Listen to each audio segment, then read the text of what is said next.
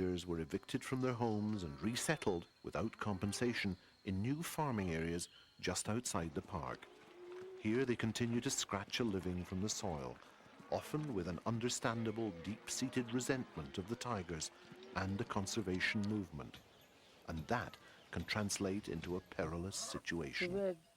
Outside Bandhavgarh, this old man tells stories of tigers coming out of the park, killing his livestock, and not getting the proper compensation. He's not surprised that villagers have been leaving poisoned meat. Too many people, too many cows, too little land, and a magnificent animal, the tiger, not welcome and in trouble.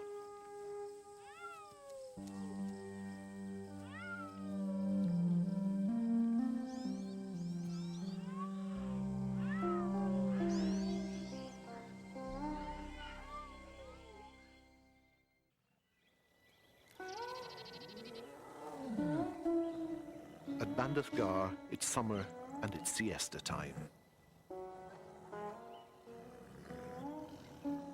When you look at tigers, you can't help comparing their behavior with your domestic cat. As long as they're well fed, they'll snooze contentedly all day long. The afternoon temperatures can be well over 110 in the shade, and sometimes that's just too much even for a tiger to take.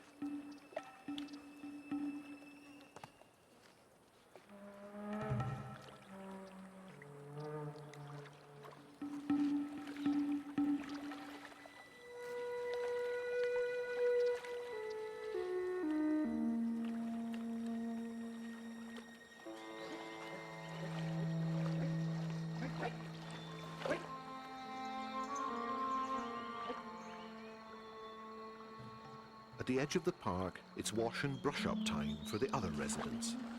In the noonday sun, elephants join the mad dogs and Englishmen. It's one of the perks of the job, a midday massage to ease the old bones before you get another giddy round of carting eager tourists round on your back.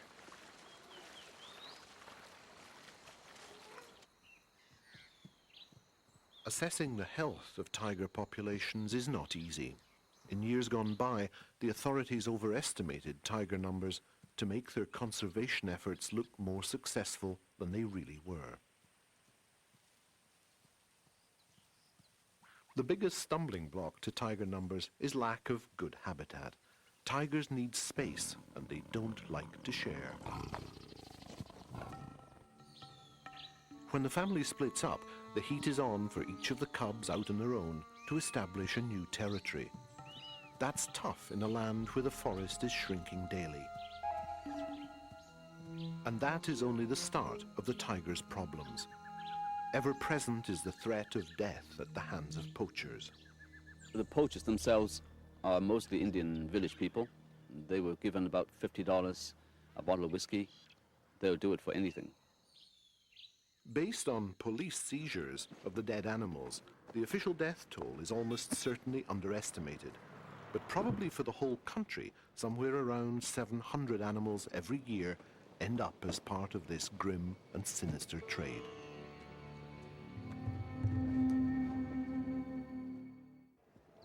These poachers have made hundreds of thousands of dollars slaughtering and selling tigers. An often corrupt justice system and tiny fines only makes things worse, much worse. In the biggest ever haul of poachers' contraband, the Delhi police inspect this fortune in tiger skins and sackloads of bones bound for China.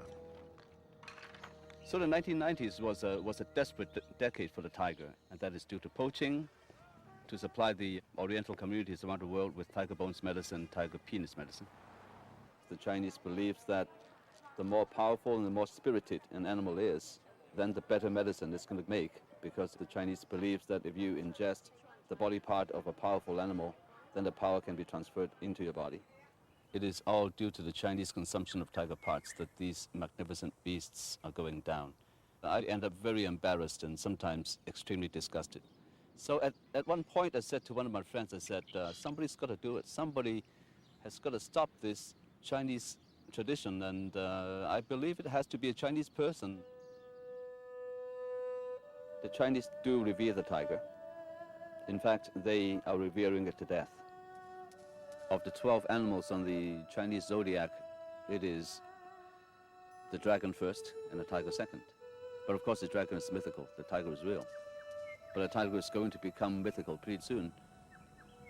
Basically, Chinese culture is trying to wipe out the tiger, which took 10 million years to evolve. And who are we, human beings, with an evolutionary history of less than 500,000 years, to step in and within 50, 60 years wipe out something that took so long for Mother Nature to achieve? Across the Himalayan mountains in China, demand for traditional medicines ensures that each dead tiger smuggled here is worth $100,000. There's a newfound affluence in China, and that means that without considerable help, the world's 4,000 remaining tigers don't stand much of a chance. Within China, they're just going to keep on consuming because they just wanted an extra dose of fortification for their failing health or whatever. They don't know how dire the situation is. Maybe they don't care. What is worse, ignorance or apathy? That's the problem that the entire world has to deal with. Fortunately, neither ignorance nor apathy are acceptable to Anthony Marr, and rallying willing troops to the cause is a full-time occupation. The distinguishing feature of this event from any other tiger conservation project anywhere in the world is that this is focused upon kids. We believe that the only thing that hasn't been done so far to save the tiger is to involve children. And I feel that if we can raise the passion of the children for the tiger around the world, I believe that there is a very good chance that the tiger can be saved.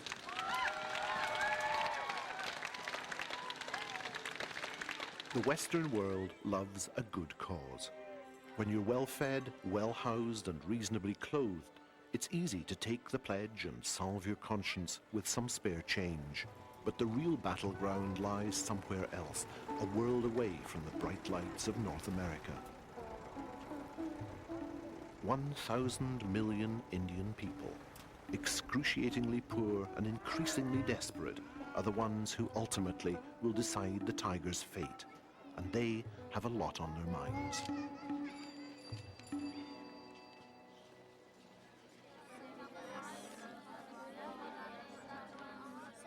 Perhaps Anthony Marr has got it right.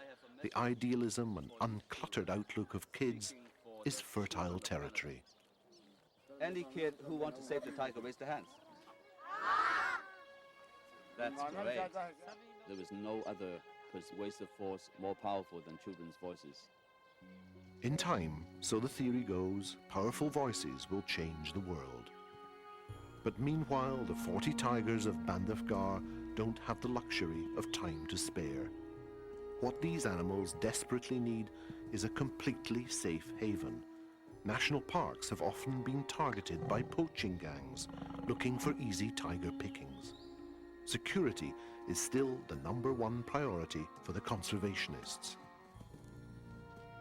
The most important is to enlist the help of the people who actually live in Tigerland. Because they, first of all, are the poachers, they are the woodcutters, they are the cattle grazers.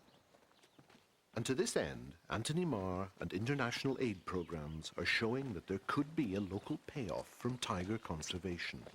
There is money for medical clinics and doctors, and there are some encouraging signs that the Indian villagers are responding. Slowly, the rural population is coming to understand that tigers are worth more alive than dead. Once they came to hunt the tiger to death. Now both Indians and foreigners come to see the living. With ecotourism, there is a growing awareness that might just pay the ultimate dividend. A secure and growing wild population.